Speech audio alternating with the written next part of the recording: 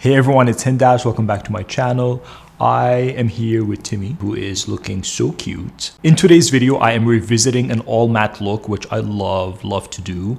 I have done a few videos in the past with a full matte look, and I really think it is truly sculpting, enhancing. It kind of highlights certain features, and it is a timeless classic. In this video, we have the beautiful Seezan, who is modeling for me, and it will be a full face of Nabla Cosmetics. If you don't know Nabla Cosmetics, it's a really cool Italian brand. I love all their stuff. So I'm not gonna blab on too much. I hope you enjoyed today's video, and let me know what you think in the comments down below.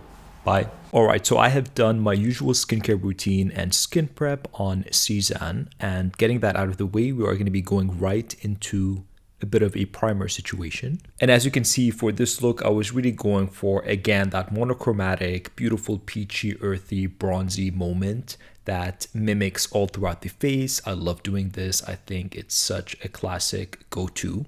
And for that, I'm going to be using the Angel Aura. This is a radiant plumping serum primer, and it is such a beautiful glowy product.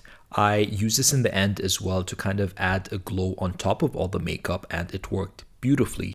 I even added it on the body. And this primer has a really beautiful, interesting iridescent shift to it that's a bit on the peachy side, but I don't see any sparkle visibly when I put it on, which is great. I just see this kind of like a wet glow. So I'm taking this and massaging it all over the face and really working it in. It is a beautiful product that can be massaged into the skin for skin prep as well, which I really enjoyed. And to top off the lips, I'm going to be using the Viper lip mask. This is in coconut cream. I love this. I use this a lot. This is a fresh one, but I love the plumping, smoothing, and hydrating look it gives to the lips. For base, I'm using the Nabla Skin Realist Skin Tint. Now, this is a really interesting, beautiful product because it kind of plumps the skin.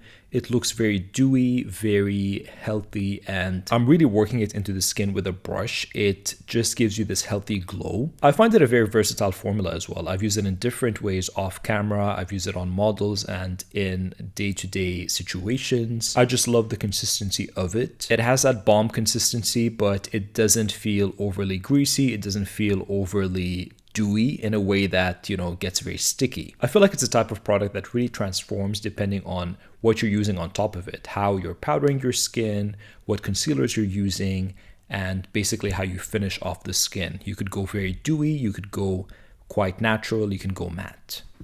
For concealer, I'm using the Regeneration Concealer in Cream Beige, and I'm not usually a fan of sponge tip. This is great for personal use, but because I'm using all the products on Seezan and she's basically taking everything that I use on her directly, I don't mind this.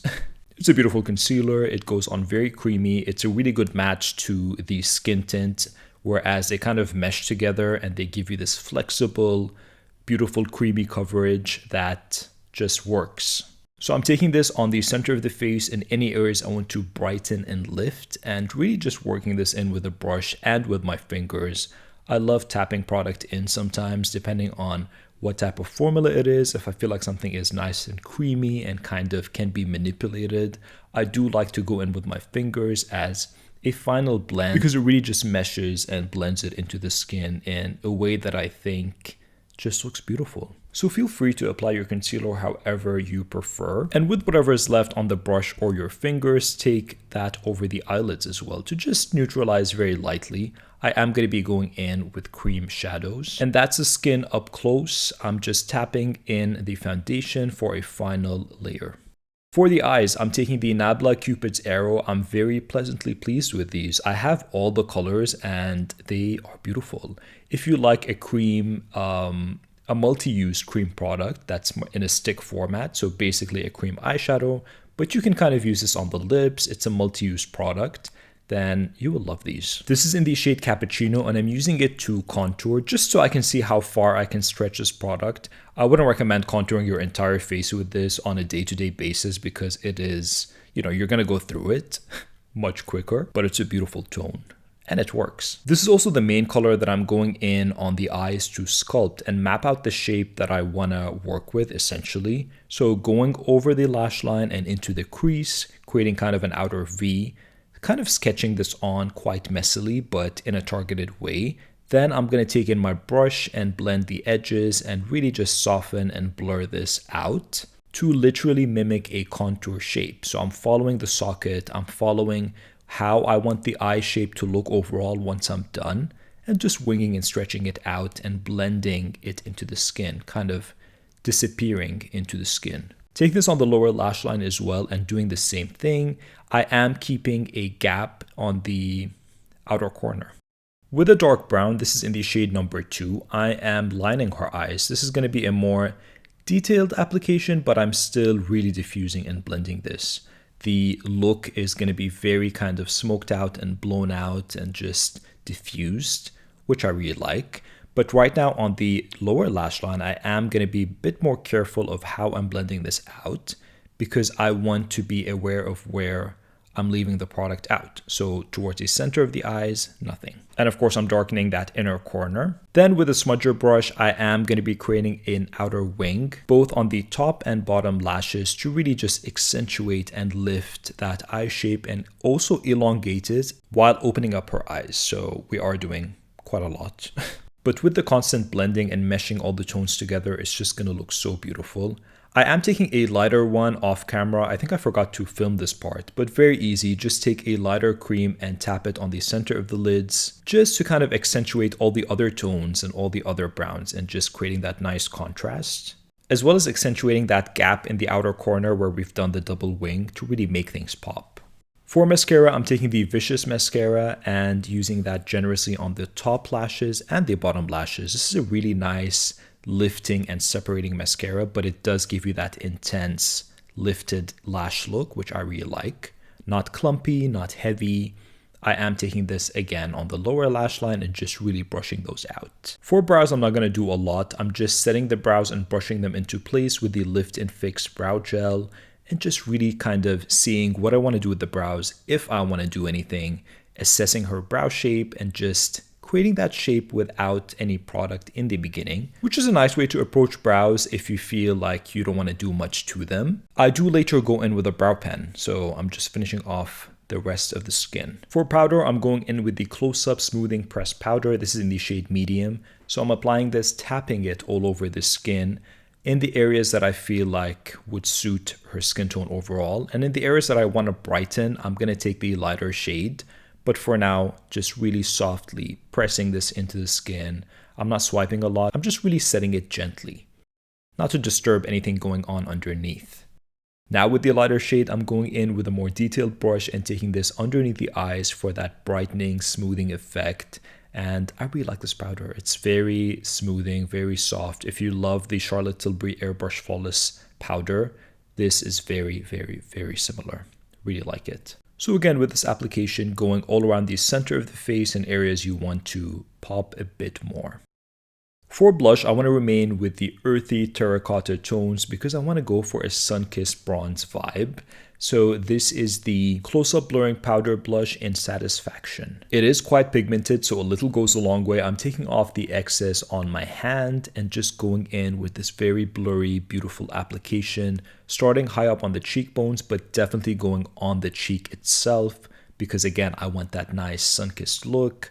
I'm really not afraid to go over the bridge of the nose, connect it across.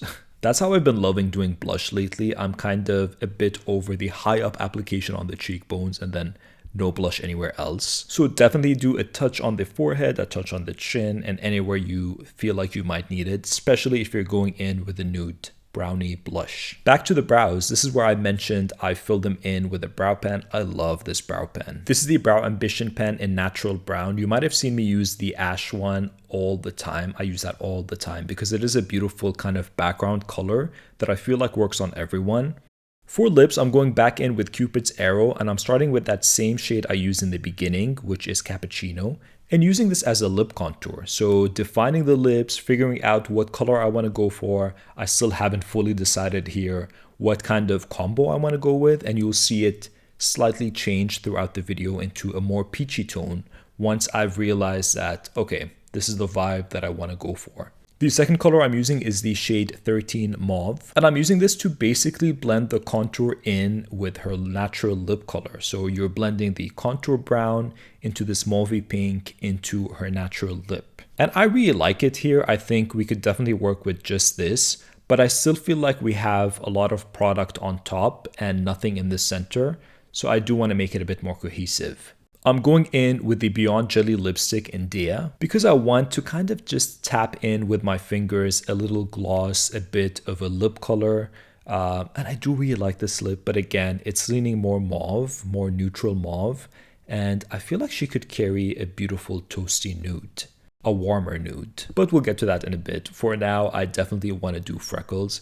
I rarely ever do freckles, and this look just would be so beautiful with freckles. I mean, we are going for that toasty, beige, nude, terracotta vibe. And this freckle product is excellent. This is the Freckle Maker. I wanted to do that technique where I do a touch on my finger and then press it in, and it really does work. But I do like to individually go in and just tap away. I feel like I get a bit more control that way, in a way where, you know, once you tap it in, they do get to that diffused pattern. And because I want to add it to random areas like around the brows, underneath the eye, on the lid. So the more random, the better when doing freckles. I know it can be a bit crazy because you might not know when to stop, but do whatever you feel like. Go by feel. I love that this is also a stain, so it just makes sense. It's one of those products that just makes sense. And like I said, you can go on and on, so knowing when to stop is the key.